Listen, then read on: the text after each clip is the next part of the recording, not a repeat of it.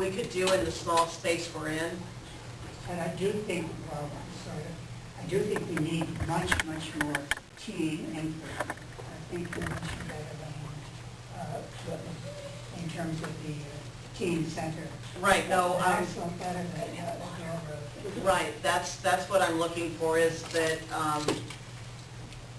to get input from teens. I mean, teens can get together, form a group and tell me, no, we're not going to come to a special room in the library. But it would be good to have the voice of teens telling me that, you know, and then, you know, they might have other ideas that would be of value to the library. So if you know any teens or anything, please have them contact me and we'll try and form a group with the Library Advisory Board youth member. Doris here. Yeah, I just wanted to say that I'm on the fence about a teen room, because we say teen center, and a room is not going to be a teen center. A teen center needs a lot of different kinds of areas and different facilities that we can provide in the space that's going to be in there. And I have some questions. How can you restrict this to teens? They're in school all day long during the, I mean, what's going to happen during the daytime? Summers, they're around, but with the hours that the teens are available, will limit the use of that area. I don't understand how that would be expected. Well, there are two different things. One thing is that there's a large population of homeschooled kids in the river area, and they come in all hours of the day to use the library. Are they teenagers? Yes. But not all of them. Not all of them, but there are teenagers, and they will grow to become teenagers, we all hope. So, I mean, but they do come in at all times. But the other thing is that if the room is not being used by teens, there's no reason why an adult couldn't use the room for an adult literacy meeting or something like that. I mean, it's something that would be under our control, and there would be doors that close, but it would be used by the entire community. And so you card the kids as they come in. Are you a teen or not? I mean, Well, you know, we have to card them when they've grown up sitting over in the teen room, and now they've just gone from 12 to 13 or from 6th grade to 7th grade, and okay, you can't sit in the teen room anymore. I mean, so we have to look up their birth date. I think it's really important to have an area for teens. But I also think it's really important to remember that this is not a teen center. No, We need a teen center in town. That's what we really need. Yeah. You know, Well, I'm trying to fill part of the void, not all of the void, for the community. And I felt that this community for a long time needed something for teens. So this is just a small, you know, slice of the pie of what teens need. Yes, in the back. I don't have a teen, but I believe, yes, engage the teens, see what they say, but I talked to a couple of teens to get some input before this meeting. One teen said, well, how can they have a room for us? It's in a library, so we'd have to be quiet. That's why the doors would close. Okay, so the doors would close, that was one thing, and having them, and also, just aside, stereotyping that all teens use drugs and alcohol, and you need a security card. That is not true of most teens that use a library. It's not a teen center, it's a teen room. Yeah, exactly. I don't know how many people are aware of it. I just found out that the Apple store, the tiniest Apple store in the world, has just expanded to a huge, beautiful space. They have a lot of money. Yeah. And that if you want computers, and not just PCs, both types, I bet Apple would donate a lot of computers to it. They are deep pockets up the wazoo. Apple and Microsoft will do anything for teens. It's easy to get computers. Yeah. Lois? Is there some way to go into the schools and poll, question, talk with teens, ask them what they want from their library? I mean, you could get a handful of teens, but they wouldn't represent all teens. Right. They'd represent the teens who are willing to do this, and so they'd be a very small, select group. Right. But can't you just go into the schools in some fashion? Yeah. Even just send a poll around and ask, I mean, if you ask teachers to do questionnaire or this, something then they like have, that. may I finish, please? Thank you.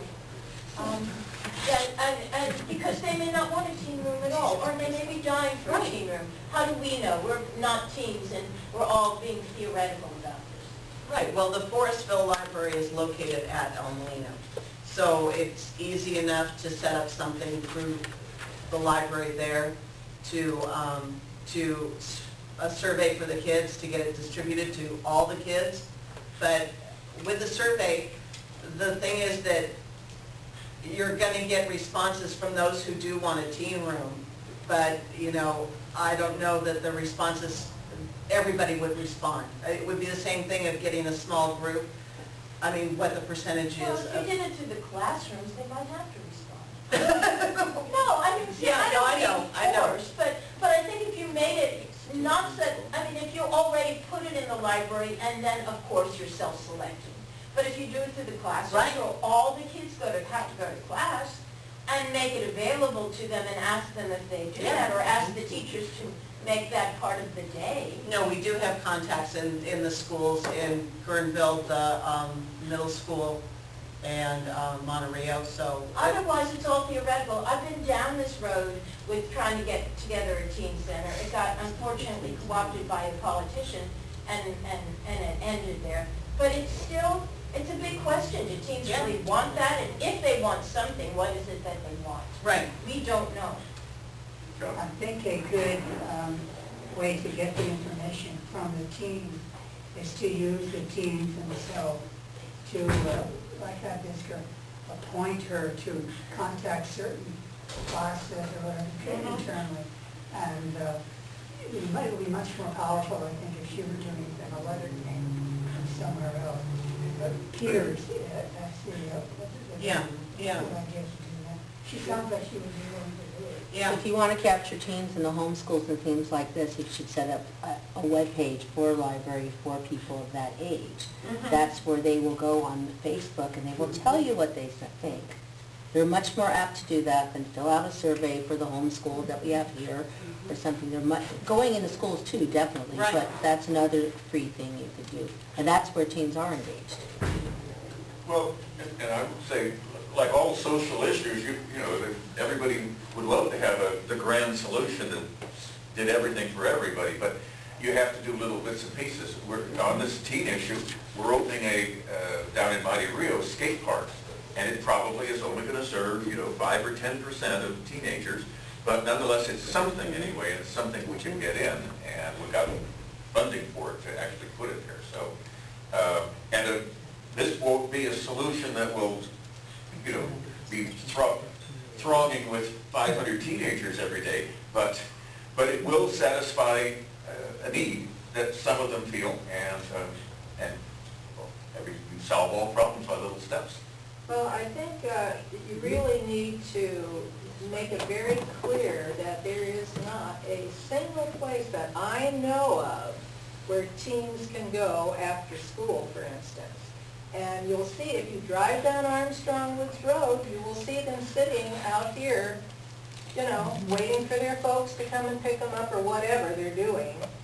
And also, if you go into the library and go into the young children's section, do you see 50, 60 little kids in there with their parents?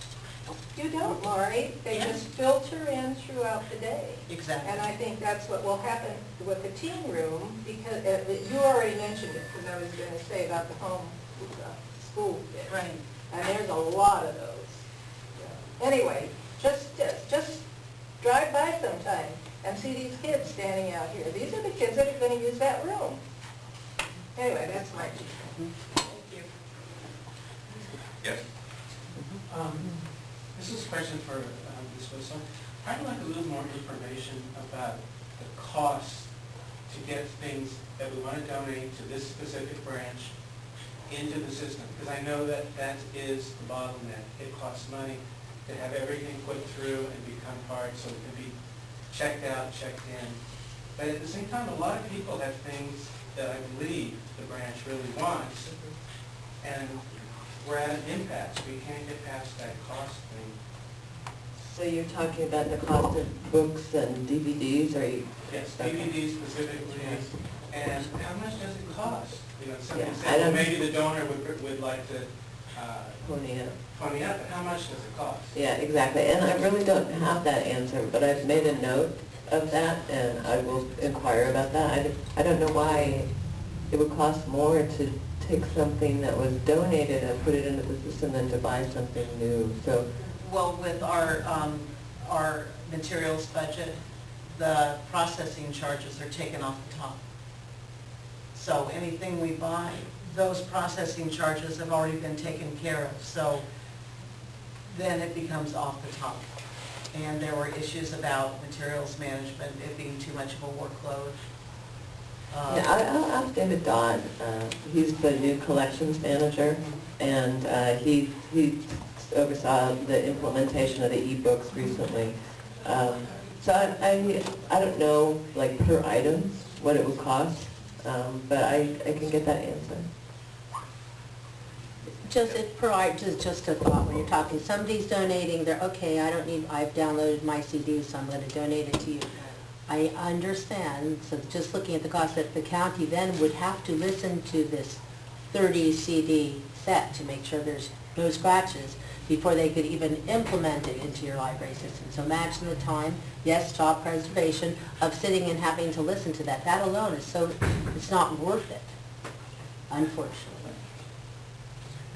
Yes, and the Friends of the Library, actually, by getting all book donations and CDs and DVDs, has to process them in front of every book and bake sale that we have. Do you want to say anything about how much effort is involved there? Processing the books? I mean, there's a lot of the people from the Friends who actually process the books. It's not, take them out of the box and put them on the shelf. They go through a lot of processing, and that's a donation. What I've been doing for about the last 2 years, I've been picking up donations and discards from the library, taking them out to the shed, out at the yard out there, the county yard. We have a little shed. We have 2 sheds. And that's where I clean them, and I sort them out by genre and by position and such as that. Now, between our May bake sale and the bacon book sale and the one we just had this last the end of August, I spent 232 hours doing that. Now, if you're paying somebody union wage at the county, that's a lot of money. But, Do you want some help? so that's all right.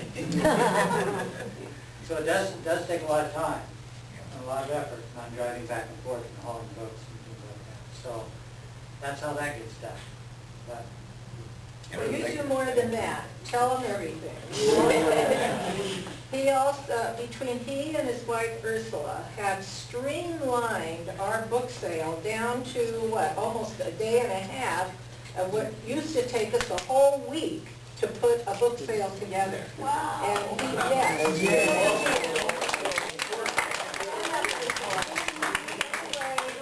Dwayne not only does all that, he color codes everything. It's incredible.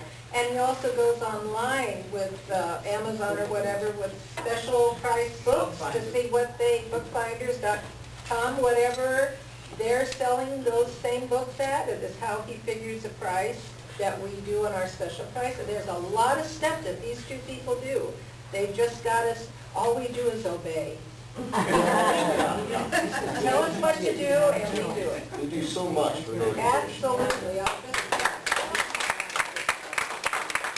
And I just want to say again, the libraries wouldn't survive without the support from the community. And it's incredible the amount of volunteer hours that go into every single branch.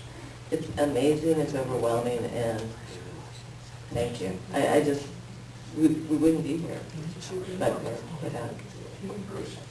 I would, what Dwayne, as the president of River Friends, I see what Dwayne does on a very, very regular basis, and it is an enormous amount of work.